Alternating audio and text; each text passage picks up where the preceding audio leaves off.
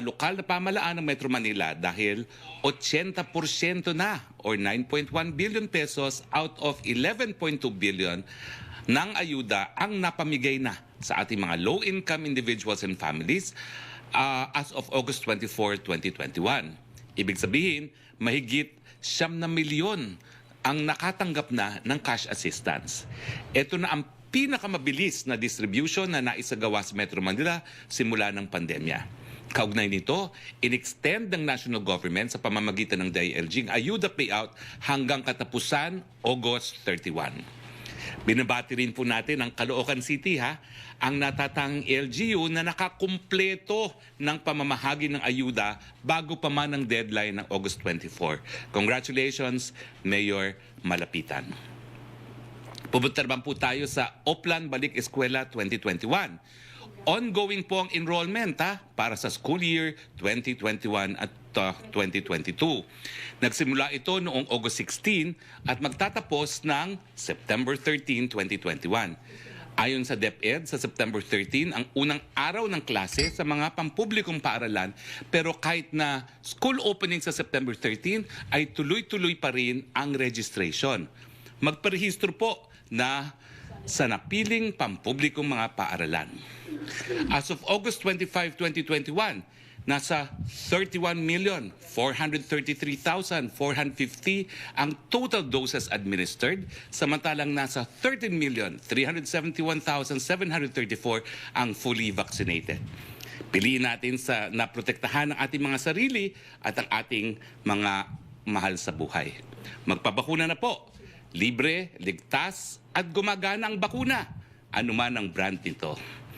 Ayon sa DOH, 99.77 ng nabakunang ginamit ay walang untoward reaction. At mamaya ay makakasama po natin si Dr. Lulu Bravo, isa na naman ating suki para sa usaping adverse reactions. Kaugnay po nito pinuri ng World Health Organization or WHO ang ginawang bakunahan dito sa ating bayan. Sabi ni WHO Regional Director for the Western Pacific, Dr. Takeshi Kasai, and I quote, "The Philippine government has been putting a significant effort in vaccinations. And I was very happy to hear yesterday that the vaccination coverage for the healthcare workers have already reached 95%. And for the elderly, the pace is already going up and reach more than 46%. I wanted really to encourage people to get the vaccine when your time comes." Maraming salamat po sa WHO. COVID-19 update naman po tayo. Ito ang ranking po sa Pilipinas sa mundo. Nako, tumaas po tayo pagdating po sa total cases. Number 60 na po tayo. Pero pagdating sa active cases, nananatiling number 22. At pagdating po sa cases per 100,000 population, nananatiling 132. At number 91 naman po tayo sa case fatality rate na nananatiling 1.7%.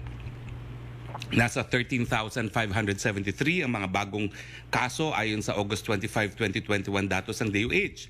Mataas pa rin ang ating recovery rate na nasa 91.6%. Meron na po tayong 1,725,218 na mga gumaling.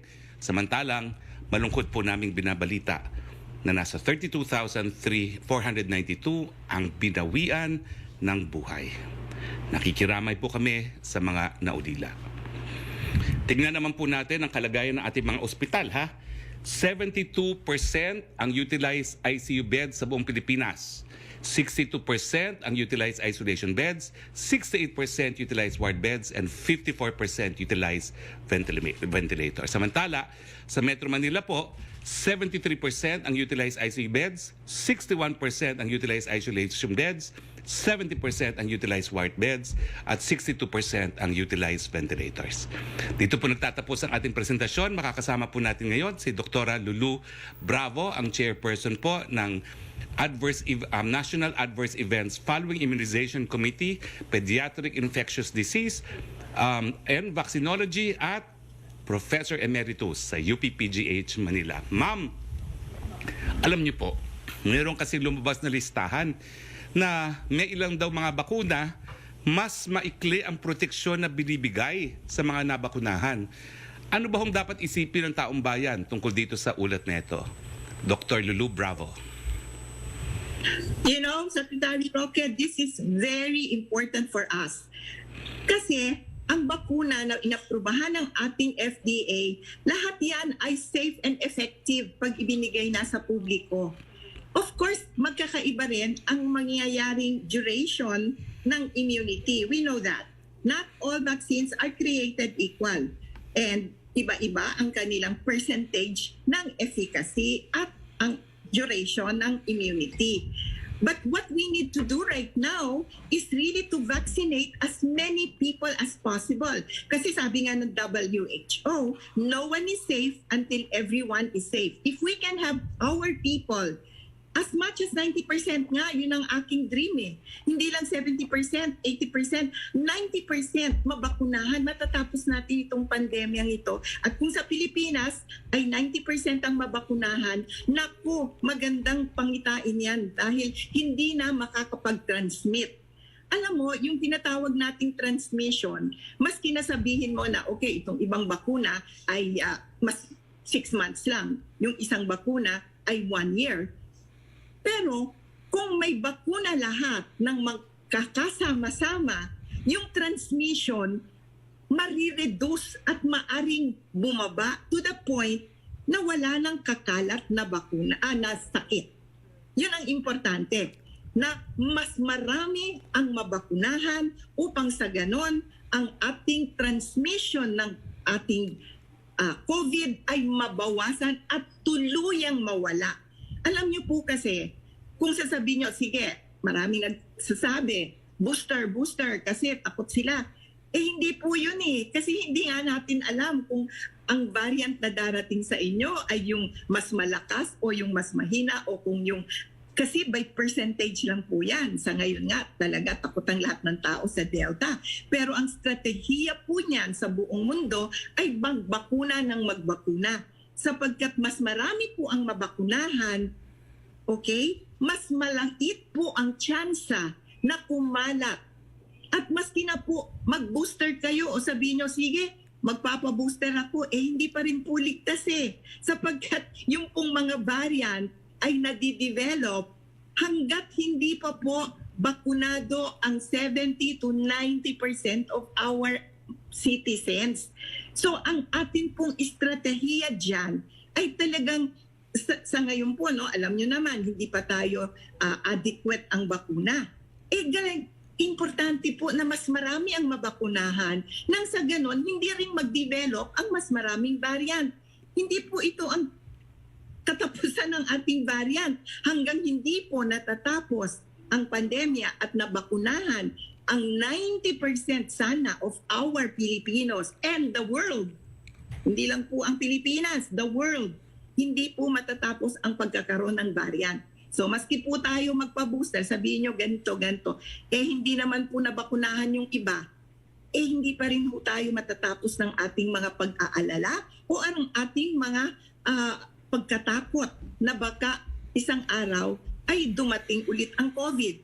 Pero ito, Secretary kung kayo po ay nabakunahan at kayo po ay nagkaroon ng COVID din, kasi hindi naman po 100% na garantisado na hindi kayo magkakaroon ng COVID kung kayo ay nabakunahan. Garantisado po na mild ang inyong magiging sakit. Kung sakali man po, marami na po akong nakita dun sa aming adverse event following immunization. Totoo po yun na meron pa rin nagkakasakit. At meron din po, sabi nyo nga, namatay maski bakunado. 1 o 2 lang po yung nakikita namin so far. Pero yun po, yun yung sinasabi namin na ang kanilang sakit ay may comorbidity. Ang kanila pong immune system ay hindi normal. So hindi po sila talaga nakakasagot ng kagaya ng normal na tao sa sakit o sa bakuna. So maari po talaga na magkaroon sila ng masidhing sakit. Kaya nga po, ang yung iba na bakunado, maski na po magkaroon ng COVID, ng Delta, sinasabi natin, ito pong Delta ay talagang mas mabilis, mas severe, mas malakas ang dating, hindi ba? Pero ang kanila pong sakit ay mild lang. at hindi po sila nauospital. So ito po yung dapat nating ipaalala sa ating mamamayan. Huwag po kayong mag-alala kung kayo ay bakunado. Mag-alala po kayo kung kayo ay hindi bakunado.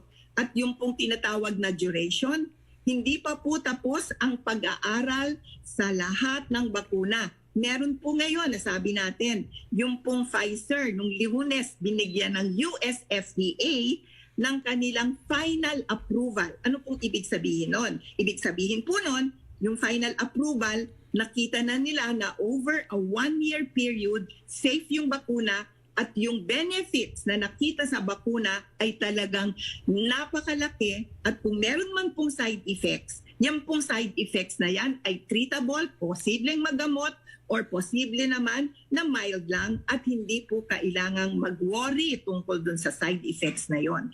Yung po ang inaasahan natin.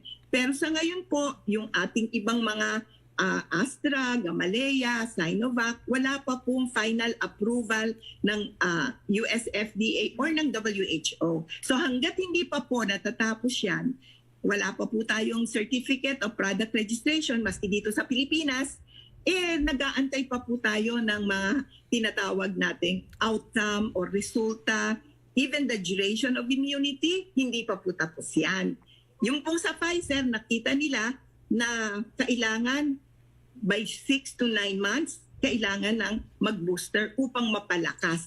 Kaya lang po sa Amerika, ay napakarami po nilang bakuna ng Pfizer at Moderna. At pwede po silang magbigay sa kanilang buong populasyon. Dito po sa atin, kulang pa ang bakuna natin. So unahin po muna natin talaga na mabakunahan ang mas maraming Pilipino nang sa ganun po hindi kumalat yung variant at hindi po tayo mapuno sa mga ospital at hindi po talaga maraming mamatay pa ng mga hindi bakunado. Yun po ang mensahe ko at marami pong salamat, Secretary. Tayo po ay naglahat po ng mga eksperto ay nagtutulong-tulong upang tingnan lahat ng mga tinatawag nating current findings, current studies, base po sa siyensya. Kami po ay tumutulong sa ating DOH at sa ating mga government health officials para maibigay ang pinakamagandang rekomendasyon para sa ating mga Pilipino upang makapagligtas ng mas maraming buhay at upang hindi po mapuno ang ating mga ospital at marami pa po ang maaring mamatay kasi hindi lang po yung COVID Yung pong hindi mauospital na hindi naman COVID, hindi pa rin po makapasok dahil sa dami ng pasyente. So napakaganda po kung tayo ay magtutulong-tulungan upang ang ating mga pasyente, ang ating pong mga Pilipino ay mabakunahan mas marami sa mas madaling panahon upang pati po itong variant ay matalo natin sa lalong madaling panahon. Marami pong salamat. So, Doktora Bravo, ang mensahe ninyo, wag na munang isipin kung gano'ng katagal ang proteksyon na mabibigay ng bakuna. Mas importante pa rin, mas maparami natin yung mga nababakunuhan, kaya dapat lahat ng Pilipino magpabakuna na. Tama ba ho yun? Tama po. Yan po talaga ang sinasabi ng ating mga eksperto. Kasi hindi po kayo ligtas hanggat hindi ligtas ang lahat. Yan naman po ang slogan ng WHO, hindi ba? No one is safe until everyone is safe. Maski po kayo magpa-booster, maski po kayo gawin nyo lahat ng gagawin nyo, darating po ang araw, maaari pa rin pong makapagdala ng sakit yung inyong mga kasambahay or yung inyong mga kasama sa bahay na hindi pa bakunado, even the elderly. So, ang importante po, meron po talagang mga tao na hindi tinatalaban or hindi matalaban ng bakuna dahil po sa kanilang system. Yung immune system po, wala pong perfect system sa isang tao. Hindi po tayo pare-pareho.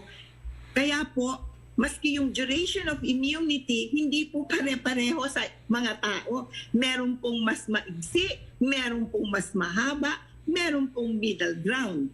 So hindi po tayo talagang aasa lang diyan sa mga naririnig natin sa ibang bansa.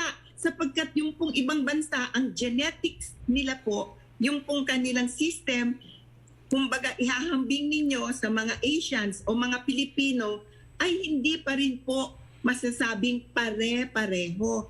Kaya nga po maganda, mag-intay po tayo ng mga makikita nating study. Dito rin po sa atin, marami pong gumagawa ng mga research studies. Kami po, isa yon, upang makita talaga ano po ang duration, ano po ang magiging epekto ng mga bakuna sa ating mga Pilipino. Sana po naman, konting tiyaga, mag-antay at magpabakuna lahat ng hindi pa bakunado hanggat maari po. Meron na tayong mga LGU na nagbubukas ng kanilang facility, di ba?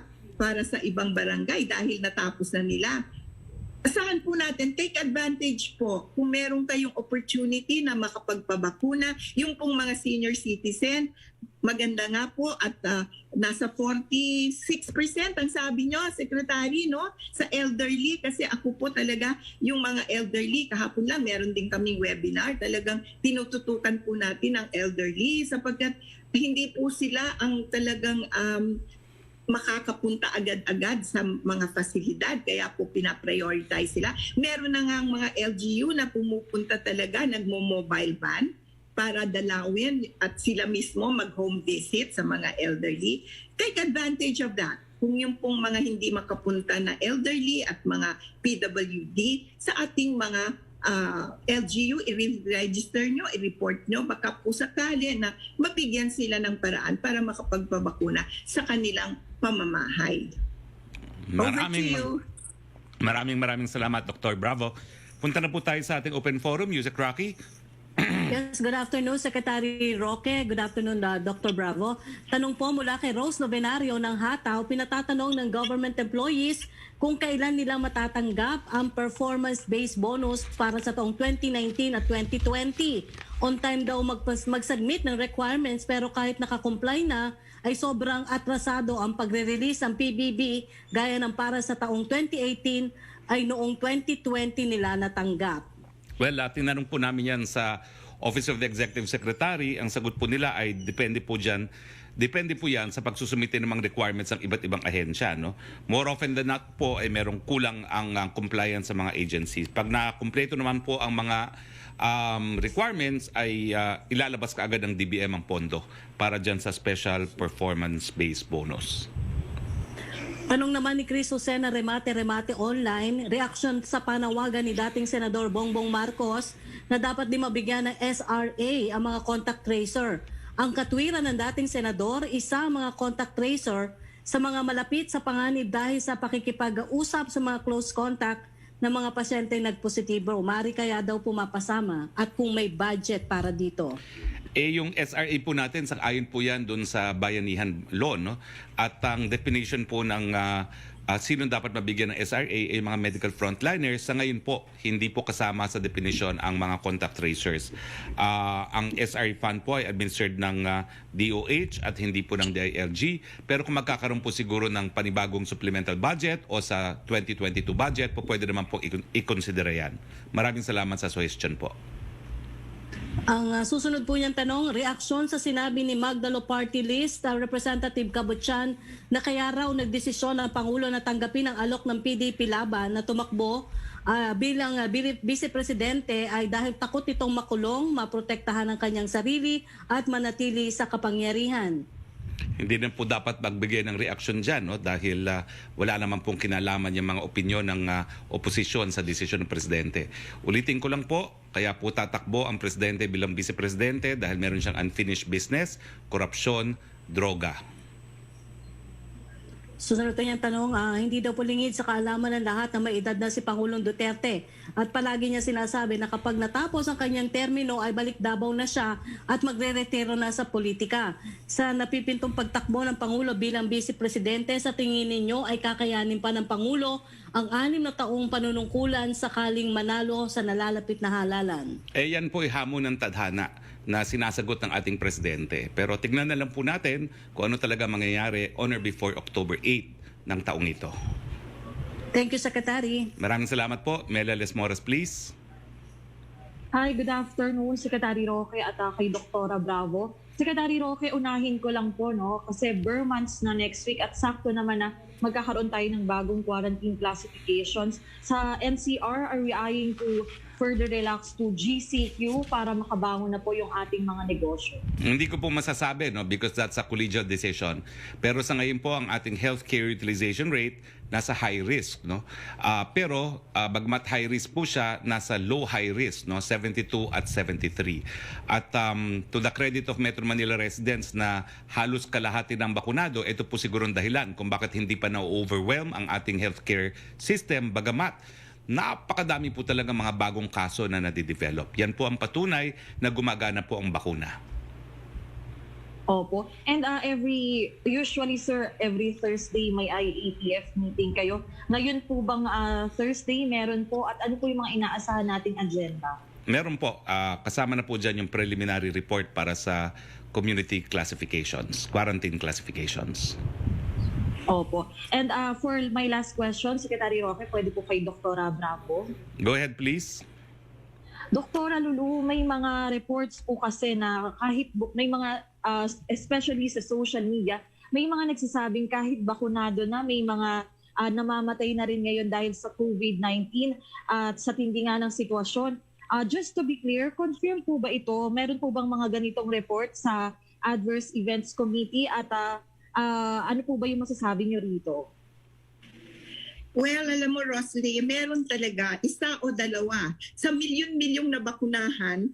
At sabi nga ni Secretary Roque, almost 13 million ang fully vaccinated. So imagine, sa 13 million fully vaccinated, kung may makita ka na isa o dalawa na namatay, yan po ay talagang medyo siguro yan yung merong abnormal na immune system.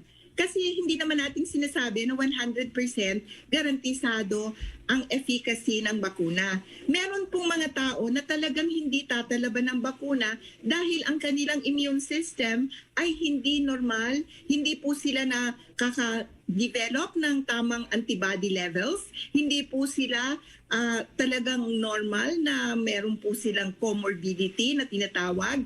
Sila po yung dati maaring nakainom ng maraming steroids or sila po ay ginagamot ng may immune modulator, ang tawag po doon. Yung po yung nakakapagpabago ng response ng katawan sa mga antigen. Kaya hindi po malakas ang kanilang antibody protection. Hindi nga naman po natin masasabi na lahat po sila ay talagang mapoprotektahan. Wala pong bakunang ganyan. Maski ano pong bakuna, ma-Pfizer, ma-Astra, ma-Sinovac, ma-Gamaleya, lahat po yan ay walang 100% efficacious maski po fully vaccinated. Kaya lang po, ang importante is makapag-report hanggat maaga, magagawan po ng treatment kung sakali po at meron silang sakit at mabibigyan po ng tamang lunas. Kasi kung minsan po nahuhuli ang lahat Meron po kasing takot magpunta sa doktor or magpunta sa ospital pagka sila ay nakakaramdam na. At yun po ang nagiging dahilan kung bakit sila nasasawi. Ang importante po sa ating mga kababayan, kung sila po ay fully vaccinated, meron naman po silang report, meron po silang way of reporting at kung sila man po ay magkasakit, ay pipigyan ng po ng tamang lunas. Kaya po, importante nakita namin sa Adverse Event Committee na talaga pong marami naman, kung meron man pong nabakunahan, ay minor or mild lang po yung symptom.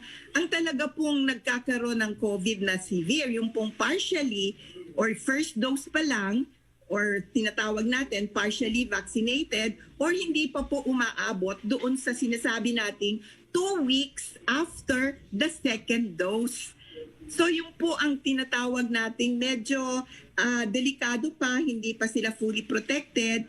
Yun naman pong mga fully vaccinated, mark my word, yung po yung mild lang ang symptom. Marami na po kaming nakita. Pero bakunado po, magpasalamat kayo kung kayo man po ay makakuha ng Delta or anumang variant. Kung kayo po ay bakunado, mild lang po ang symptoms. Pero kailangan nyo pa rin mag-isolate at mag-quarantine upang sa ganon ay hindi po kumalat dun sa mga hindi bakunado. At dun po sa maski bakunado ay merong comorbid na nakakapag-distract or nakakapag-barrier doon sa kanilang pagbibigay ng protection. Okay? Thank you. Thank you po, Dr. Bravo at Secretary Roque. Salamat, Mela. Punta na tayo kay Yusek Roque, please. Thank you, Secretary. UNICEF and tanong ni Laila Salaveria, UNICEF and NEDA have warned of the consequences of not resuming face-to-face classes, including learning loss, mental distress, worsening inequality. School closures also lead to economic losses. How soon can the phased return of in-person classes begin in the country? Similar question with Creseling Catarong ng SMNI. Well, unang-una po, no, sang-ayon sa batas, ang presidente po magdedesisyon. No? At inaantay naman po ng ng ating Department of Education ang pagsang-ayon ng ating presidente para mag-conduct ng pilot face-to-face classes sa ilang mga paaralan sa mga lugar na mababa ang kaso ng COVID. Now, tatlo po ang kinikonsidera para dito sa pagsimula ng pilot. No? Una, yung approval nga po ng ating presidente. Pangalawa, yung state of risk classification na ipapataw po ng IATF. At pangatlo, yung state ng ekonomiya. No? At syempre po, kinakailangan din yung pagpayag ng ating mga lokal na pamahalaan. So, ang kasagutan po dyan, ang sabi ni presidente, baka i-consider na niya ang pilot at least kapag marami na ang nabakunahan. No? At sa Metro Manila po, no, papunta na tayo sa 50%. Bagamat, sa buong Pilipinas po talaga, kinakailangan humabol yung mga ibang rehiyon. Dahil outside of Metro Manila, no, ang pinakamataas na pong porsyento na nabakunahan ay dyan po sa CAR. No? So, pero papunta na po tayo ron. Dahil meron naman talaga mga lugar na napakatagal ng MGCQ. No? So baka po pwede po doon sa mga lugar na yon. Pero hayaan po muna natin magkaroon ng kumpiyansa ang ating presidente na hayaan ito dahil ang presidente po mismo ay ama at lolo na mga nag-aaral sa mababang paaralan. Second question niya, what will it take for the government to allow the resumption of in-person classes in low-risk areas? Does the government think the benefits of keeping students at home outweigh the risk if they are allowed to return to school in the low-risk areas? Ang masasabi ko lang po, no, na talaga naghahanda po ng presentasyon ang ilang piling miyembro ng IATF para kay Presidente para mapakita na yung advantages ngayon na magsimula at least ang pilot outweighs the disadvantages na hindi tayo nag-face-to-face. At siguro isasama na rin sa presentation para kay Presidente itong report ng UNICEF. Opo. How can the country daw po expect an improvement of the pandemic situation when the President is going to focus on running for VP? As it stands, the country has the third highest cases in the region. Our healthcare system is not optional and the economy has yet to recover. How can this improve if the President's attention will be divided? Hindi naman po natin po pwede limitahan ang karapatan ng presidente na tumakbo. Yan po ay karapatan ng lahat ng Pilipino. Pero sa tingin ko po, sa mulat mula, number one ang priority ng presidente, itong COVID. At kaya nga po, kahit papano, kahit konti ang ating resources, kung ikukumpira sa iba, kahit sinusulo ng mga mayayamang bansa ang mga bakuna, umuubra naman po tayo, no, na namamanage naman po natin fairly well ang ating COVID response. At tingin ko po, kahit anong maging plano ng ating presidente, pangunahing attention pa rin niya ang pandemya. Thank you, Secretary. Maraming salamat. Pia Ranada, please. Pia Ranada. Hello, sir. Can you Go hear ahead. me? Go ahead, please. Yes, sir. Just quickly on the face-to-face classes, you mentioned yung IATF is creating a presentation on this. How soon can this be presented to the president so he can make a decision? Hindi ko pa po alam, pero this has been approved in principle na maghahanda ng presentation siguro about 3 weeks ago, no? So I think the presentation should be ready soon, no? Pero this is just a presentation to help the president make a decision kung po pwede nang mag-pilot at least dun sa mga lugar na mababa po ang kaso ng COVID-19. So what's the earliest anything related to this can be presented? Kasi some senators were highlighting na parang may lack of sense of urgency among government officials when yun nga, children are suffering from this loss of opportunity. So when will the next cabinet meeting be? For example, will that be on the agenda or any other meeting where this urgent matter can be taken up with the president? Well, sa tingin ko po, bago magbukas ang ating pasukan sa Setyembre, at least magkakaroon ng presentation. Okay. Sir, just moving on to other issues. what was the president's reaction to his daughter's statement yesterday where she said the PDP Laban is in disarray? She even said it's nothing but a sitcom, and it doesn't sound like she's keen to support the party in the 2022 elections. Is that what made the president feel that it's clear now for him that he should run for VP? What was his reaction? You're correct. I think among others, the statement was the basis for the president to conclude that things are clear now, that he can run for vice president because I think his perception is that Mayor Sara Duterte will not run for elections. Is that his conclusion, that Mayor Sara is not running? Well, or is it something he got from Mayor because, Sara? the president's stand remains. Delicadeza dictates that only one Duterte will run.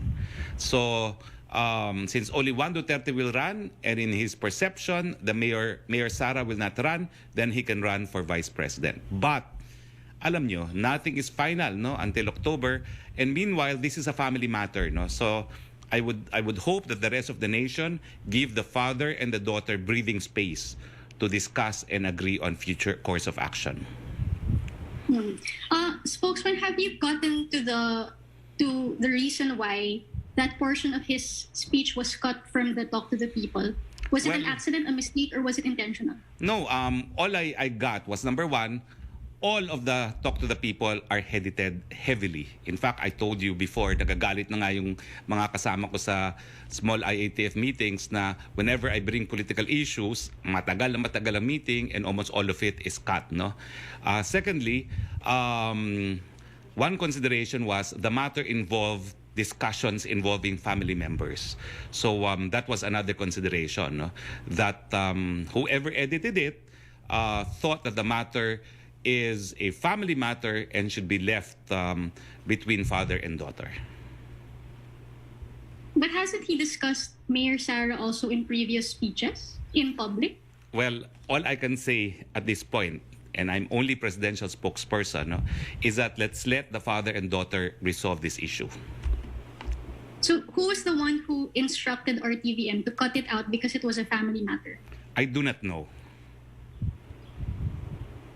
Is it someone from RTVM or someone from OP? I do not know. Is there someone who is trying to control which presidential remarks are heard by the public? And if so, why would they do that? I don't think so. I think it was pursuant to standard operating procedure, kasi if we were to broadcast the whole thing, sometimes the meetings can go on for as long as 5 hours, no? And you can't broadcast for 5 hours. All right. Thank you, spokes. Thank you very much. Pia, let's go back to you, Sec Roque, please. Yes, thank you, Secretary Roque. From Rosa Licos ng UNTV, ano ang reaksyon ng palasyo sa ulat na ang kawalan ng matibay na desisyon sa 2022 political plans si Pangulong Duterte at Senator Go ay dahilan sa bangayan ng dalawang pamilya ng Pangulo? Wala po. That's not something that I can answer as presidential spokesperson. Hindi ko po alam kung meron totoong bangayan, but in any case, it's very clear that this is a family matter, no? So I stay away from it. Opo. Second question niya, ano rin ang reaksyon niyo sa nagsasabing may gumagamit daw sa presidente para sa kanilang political ambitions? Wala po akong kinalaman dyan. Wala po akong alam tungkol dyan. Ang third question, bakit hindi mapanindigan ni Presidente at ni Senator Go ang kanilang planong pagtakbo bilang tandem? Ang sabi po ni Presidente as of yesterday, bahala po si Senator Go to make up his mind dahil he can only make a decision for himself. That's when he told me that things are clear now and he will run for Vice President. Thank you, Secretary Roque. Thank you very much. Ivan Mayrina, please. Hi, good afternoon. Magandang hapon po sa lahat. Sec, ipursu ko lang po yung tungkol do sa pag-e-edit. Nabanggit nyo yung mga Talk to the People ay karaniwang ine-edit naman talaga. So, who normally decides what goes on air and what does not? At naiba po ba yung taong ito dito sa particular Talk to the People nung Martes? I do not know. Kasi alam mo kami, kapag tapos ang Talk to the People, alas 11, alas 12, we're just raring to go home. At ako naman, like everyone else, we're just raring to go to bed, no? So I do not know. I can find out, but actually it's beyond my scope of functions dahil alam nyo naman, I belong to a separate department, no, the Office of the Presidential Spokesperson. Nakarating po ba sa kaalaman ng Pangulo na na-edit ang isang mahalagang bahagi ng kanyang pahayag? I told And him how so. did he react to it? I told him so. And ang kasagutan niya Nagalit is... po ba siya? Hindi. Ang sabi lang niya, well, siguro ang importanteng marating ngayon na malaman ng taong bayan is things are clear now, I will run for Vice President. Okay, thank you for that. Nabanggit nyo na po, Secretary, na ito ay family matter. Pero how do you react to skeptics na nagsasabi po na ito'y bahagi ng isang malaking sarswela? Over naman yan. I don't think people would want to be exposed to this kind of a controversy just for a zarzuela. Over naman yan. Bahagi din po ng pahayag ni Mayor Sara yung araw daw na inamin ng Pangulo sa kanya na siya ay tatakbo sa pagkapangalawang Pangulo, and she described it as an unpleasant event. What do you know about this, sir? Can you tell us the circumstances of this meeting? Nothing. I know nothing. I know only as much on the basis of the statement of Mayor Sara. Okay. Sec, on another point, kino-question po ng ilang mga mambabatas yung priorities ng administrasyon as reflected in the proposed 2022 budget. Ang pagkakalarawan po ni Representative Arlene Brosas ng Gabriela ay tagalid daw ito. More than 1 trillion for infra and a mere 1% of that for hospitals and health centers. Senator Nancy Binay pointed out 11 billion for anti-insurgency pero binawasan ng 170 million ang pondo ng RITM. How does the palace react to this? Unang-una, I do not concede the percentage as mentioned by Representative Brosas. No? Ang importante po is, dalawang bagay ang ating pinaghahandaan para sa susunod na taon. Unang-una, yung paglaban natin sa sakit mismo. Pangalawa, yung pagbangon ng ating bayan dahil nga sa pandemya. So wag po nating masamain na malaki po yung ating budget for build kasi yung build po, yan ang magbibigay ng hanap buhay sa napakarami nating mga kababayan. Wag na po tayong umasa sa ayuda, bigyan po natin sila ng hanap buhay, kaya nga po mataas ang budget natin doon sa mga bagay-bagay na magpo-provide ng stimulus sa ating ekonomiya. Sec, panghuli po, let me take this opportunity in the light of this incident na may na-edit out na mahalagang bahagi ng pahayag ng Pangulo. Is it even an option na i-live na lang po ang mga talk to the people at mas pabor din po yun sa amin para sa mga colleagues ko sa MPC? Again, as you know, I belong to a separate department and the people in charge of broadcasting it belongs to a separate department. So that's beyond the scope of my functions. But I will suggest. Maraming salamat, Secretary. Salamat Magandang hapon po sa lahat. Salamat, Ivan, at magandang araw din. Yusek Roque, please. Thank you, Secretary Roque. Question from Prince Goles ng Abante, politiko. Cabinet Secretary Carlo Nograles yesterday said the ruling PDP Laban Party will nominate Senator Bongo as its official presidential candidate in 2022. He claimed that the senator is most qualified to lead the country. Do you agree that Senator Go is most qualified to be the next president? Is his experience as freshman senator and longtime assistant of the president already enough to say that he's most qualified for the highest elected post? I'm the presidential spokesperson po. I can only repeat what the president said. And he said it is up to Senator Go to make up his mind whether or not he will run for the position of president. Opo. From Alvin Baltasar of Radyo Pilipinas for Dr. Lulu Bravo, wala bang dapat alalahanin ang mga nakatanggap na ng bakuna 6 months ago amid reports na nagsasabing may mga bakuna gaya ng Sinovac na ang bisa nito ay hanggang 6 na buwan lamang? Doc Bravo? Alam niyo po, thank you.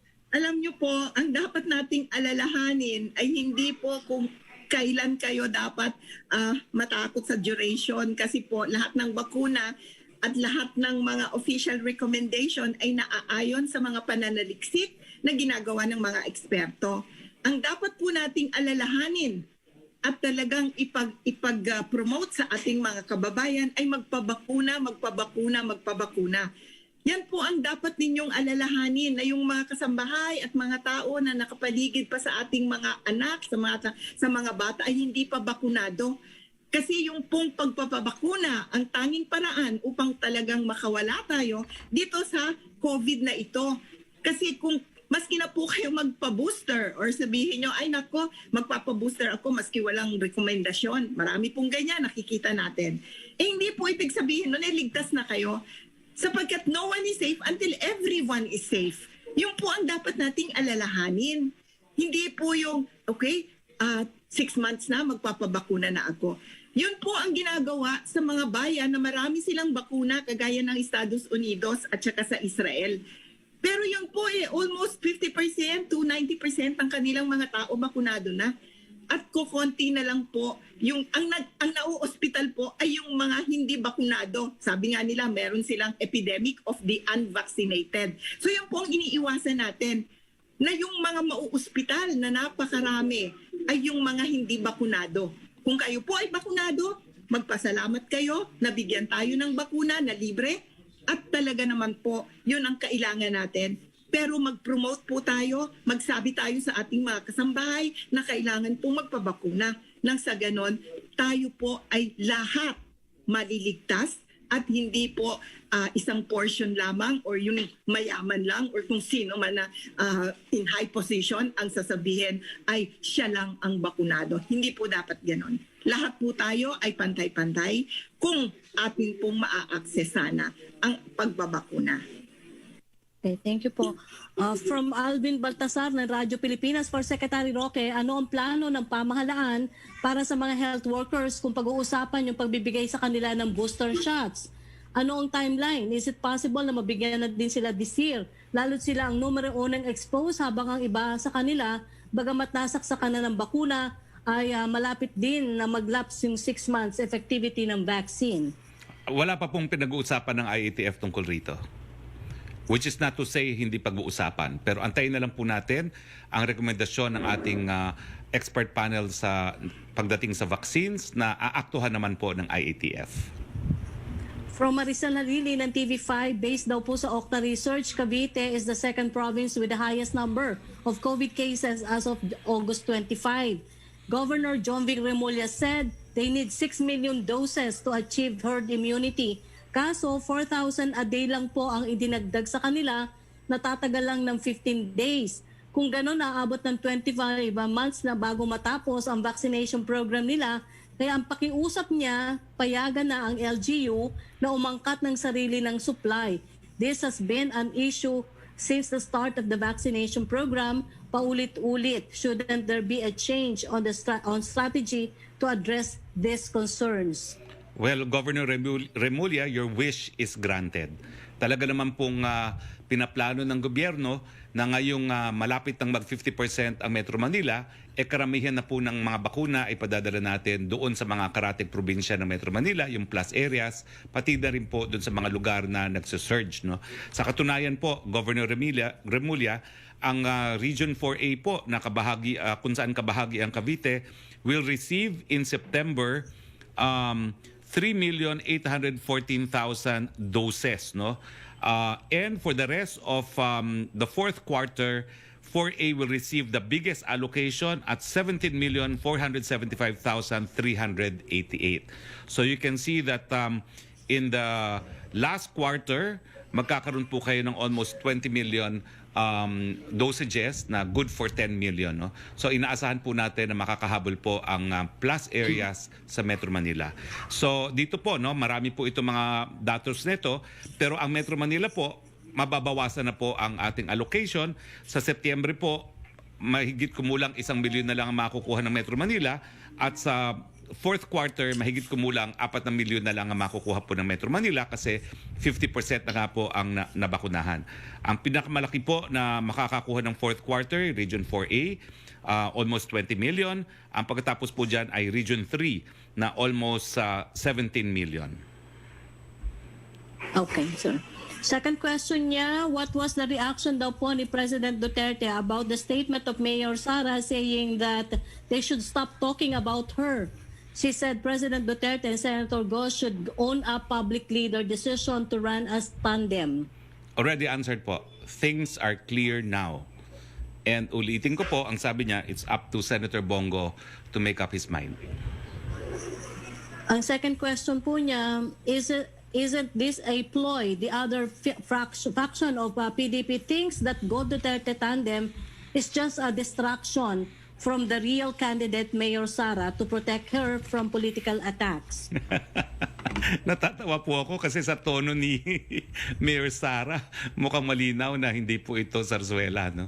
So anyway, I leave it at that. As I said, it's a family affair. Thank you, Secretary Roque. Thank you very much. Trish Terada, please.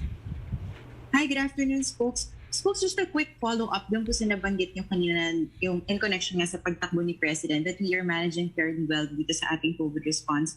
Sir, what are the parameters or paano natin nasasabi that we are managing fairly well when, for example, we could not go as far beyond GCQ, at least for Metro Manila, children could not go to school, marami pa rin po yung nagugutom. Then there are reports right now na mga healthcare workers are already resigning, private hospitals are threatening to disengage from PhilHealth, and back and forth po tayo sa mga strict lockdowns. Well, obviously, I cannot agree with you. No, if you want an agreement from me from what you said, I will have to disagree. Una-una, death, 1.7, a lot lower than the world average of 2.1. In the end, what matters is nababawasan natin yung mga namamatay.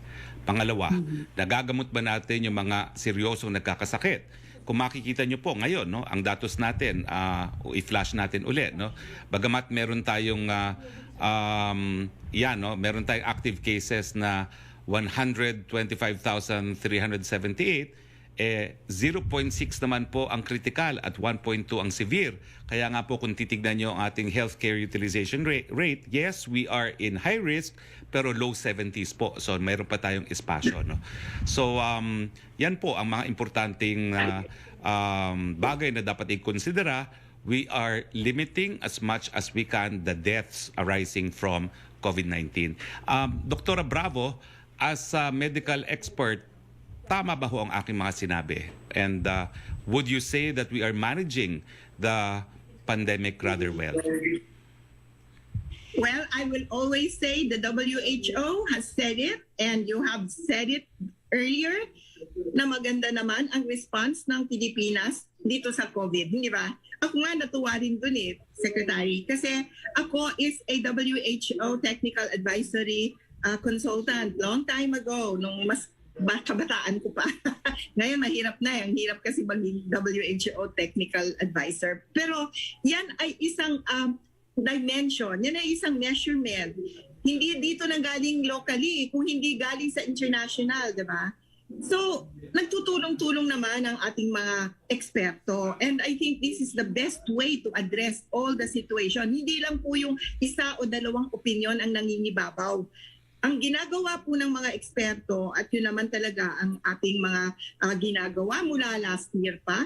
Di ba, iba-ibang komite yan, kanya-kanyang komite. Pero alam mo, every week nagsasama-sama lahat ng komite, isang daan yan, upang pag-usapan ulit kung ano ang mga naging desisyon ng bawat komite tungkol sa prioritization ng bakuna, tungkol sa mga adverse event ng bakuna, tungkol sa cost-effectiveness ng bakuna, tungkol sa mga new data. Ito importante ano yung mga bagong datos? Kasi po ito yung ginagawa natin moving target po tayo. Hindi po tayo yung kung ano yung tama na rekomendasyon na sinabi natin last month. Yun din po ngayon. Kaya nga hindi po tayo dapat talagang nangunguna dito sa ating mga All Experts Committee. Ang gusto po natin sana ay magtiwala kayo sa mga eksperto, sapagkat kung kayo po ay nagtitiwala sa mga doktor para sa inyong pangsariling panggagamot, bakit po hindi kayo magtiwala ngayon dito sa mga eksperto na nag-aaral? Araw-araw po yan. Kulang po ang 4 na oras para magbasa, para mag-usap, para mag-komite, meetings, upang sa ganun mabigyan natin ang ating mga Pilipino ng tamang rekomendasyon na naaayon sa pinakamaraming mabebenefisyuhan. Yun nga po, hindi perfect lahat ng ating solusyon, pero ginagawa po ang lahat upang ang ating mga rekomendasyon ay makabubuti sa pinakamaraming Pilipino, at ito po ay science-based. May ebidensya po tayo tuwing tayo ay magbibigay ng mga rekomendasyon. Yun po ang dapat pagtiwalaan ng mga Pilipino. At sa ngayon po, ang masasabi po natin, yan ang pinakamagandang service. Yung pong mga doktor, serbisyo po yan sa publiko.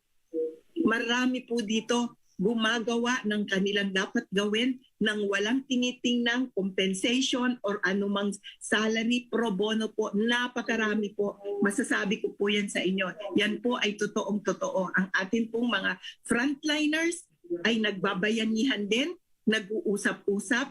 So, ito lang po talaga ang lagi pong mensahe.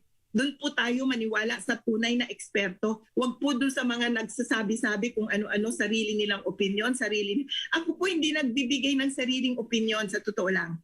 Sapagkat sinasaalang-alang ko po ang nagiging rekomendasyon ng ating mga eksperto at naniniwala pa ako na hindi isang tao lang ang pwede ninyong asahan sa ganitong pandemya. Even WHO says that, di ba? Araw-araw po merong WHO na nasa Facebook upang magsabi sa buong mundo. At kami po naman ay nagsasubscribe dyan dahil sino po ang paniniwalaan natin? Hindi po ba? Gusto nyong maniwala sa mga sabi-sabi, sa mga conspiracy theories, ang bakuna nakakamatay, nakakazombie, napakamali po nun sa aking palagay. Sapagkat kayo po, pag nagpagamot, doktor po ang pinupuntahan nyo. Ngayon ba yung mga espesyalista talaga? Nandito po, pinagsama-sama natin ang mga espesyalista. Nandito po sila ngayon upang tumulong para makalabas tayo sa pandemyang ito. Bakit po natin sila kung minsan nga po nakakasama ng loob kasi ginagawa na po natin lahat ng ating makakaya upang makawala sa pandemya at upang ating magbigyan ng tamang rekomendasyon ng ating mga Pilipino. Pero kung minsan po, nabubuli pa rin tayo kung minsan, di ba? Masaklap Kuya Eddie, kumbaga. Pero yan po, eksperto ay nandyan po upang magsama-sama at yun po ang ating pabilibin sa ating COVID. Kasi po, sakit po yan. Hindi po yan kagaya ng gera, andun yung mga sundalo, pero ngayon po, may gera rin tayo, pero isang mikrobyo po na hindi nyo nakikita at kailangan lang po ang ating mga doktor na tunay na eksperto at tunay na espesyalista ang kailangan pong maging frontliner natin sa pagsugpo ng ating pandemya. And thank Over you very to you. much. Thank you, Doc and Trish. Because your question has been asked 1 million times. Are we managing well? Uulitin ko na lang po and I'm flashing on the screen kung ano sinabi mismo ng WHO.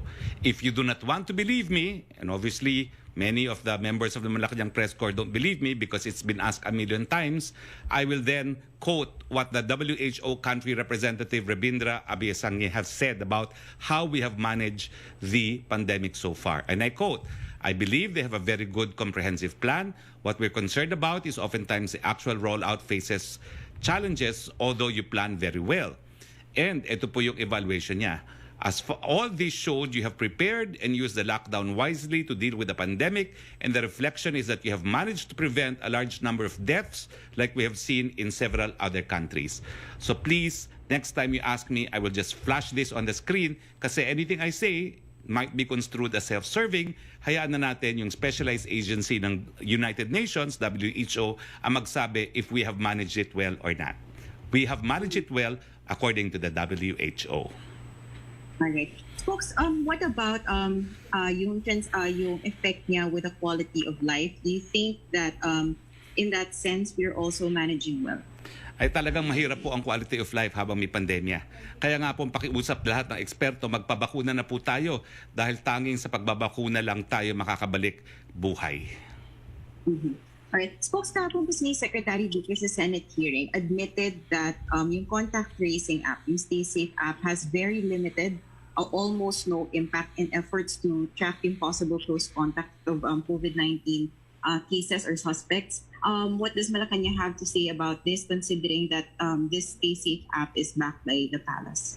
We will ask the DICT to explain kung bakit ganyan ang naging conclusion ni Secretary Roque.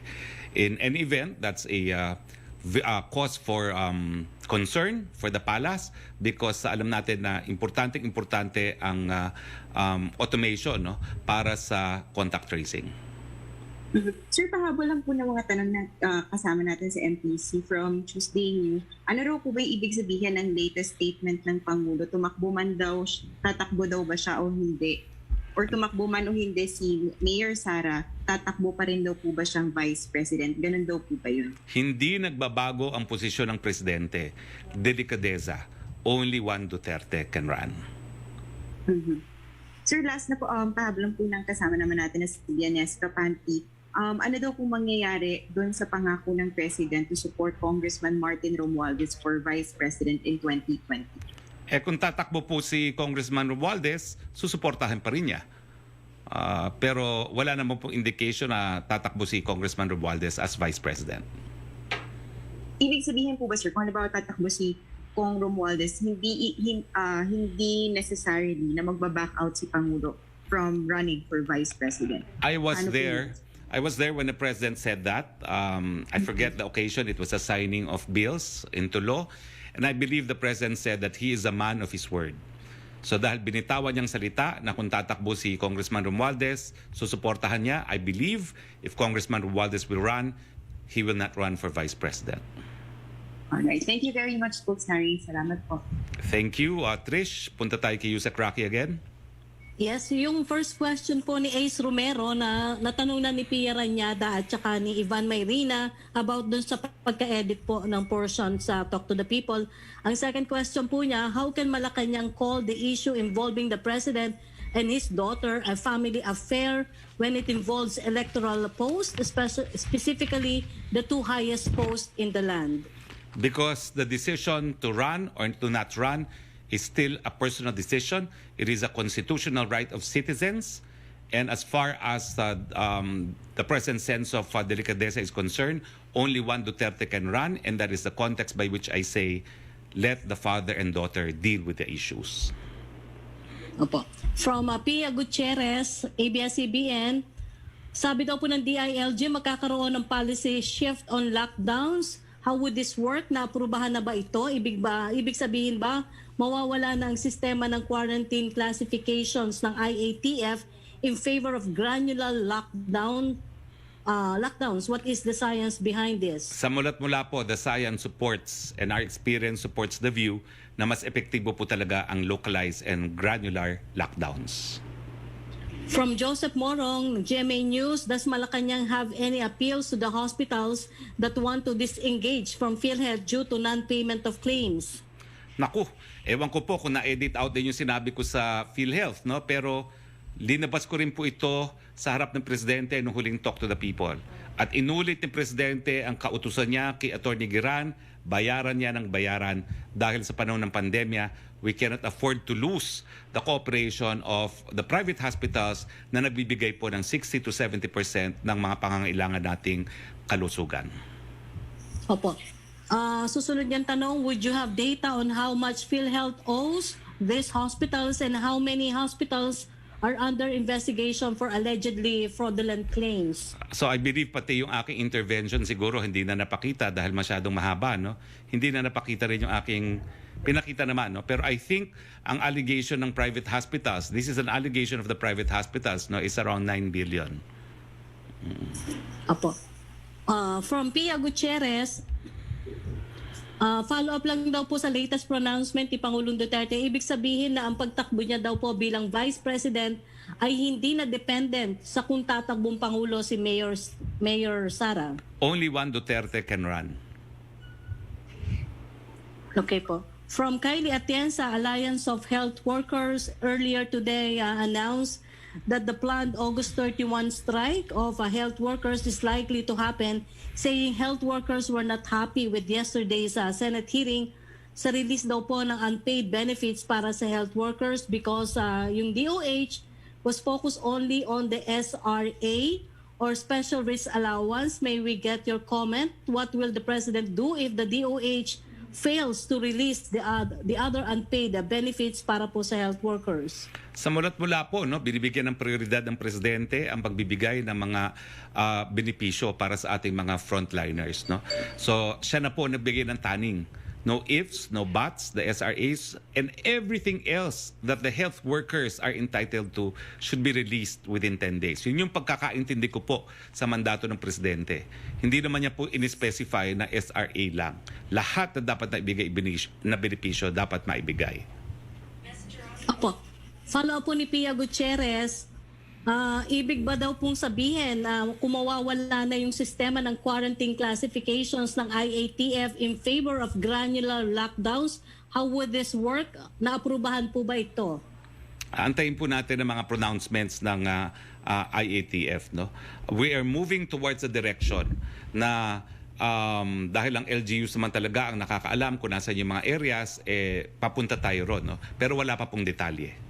It's a principle that has been approved as a principle, pero the details hindi pa po na-approve. Opo. Question from yung tanong po ni Lenes Capante, nasagot nyo na at saka ni Tuesday New.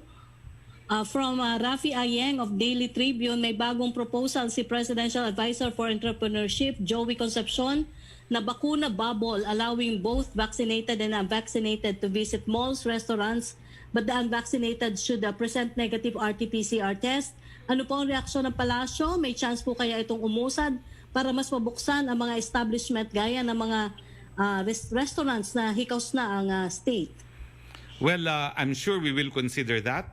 Lalong-lalo na sa lugar na gaya ng Metro Manila na palapit na po yung 50%. Pero sa ngayon po, wala pa pong action taken.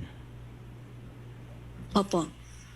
Question from Prince Goles. Now that President Duterte thinks that his daughter is not running for president, paano na po ang senatorial plan nyo, spokes? In June, you said you would run if Mayor Sara seeks the presidency. My Senate political plans have nothing to do with the president, and this is a presidential press briefing. So, hindi ko po masasagot yan because it's not something for the president to decide. Opo. Question from Laila Salaveria po, ng Inquirer. Follow-up po niya.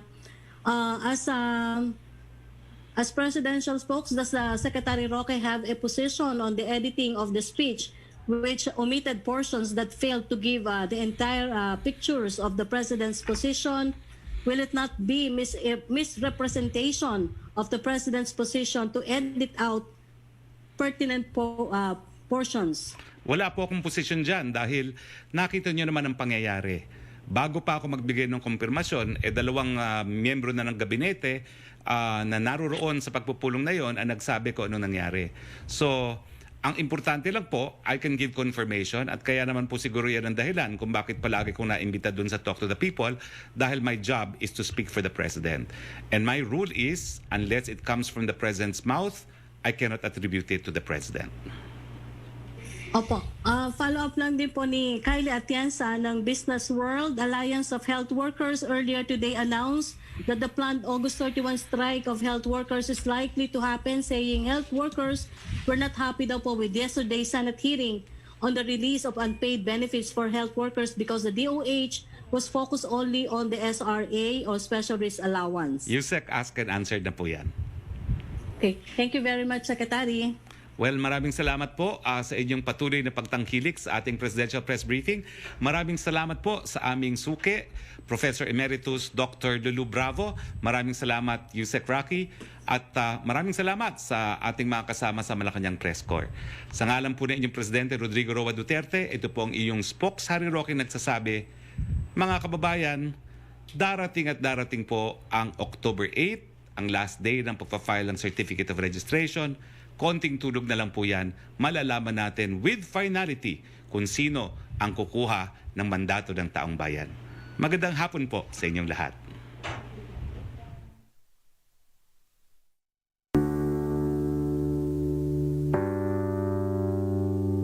Ang tagal mo na nawala. Kapag tayo agad magpapabakuna, mabilis babalik ang masayang buhay. Para lahat tayo, balik pamilya, Balik buhay, balik trabaho,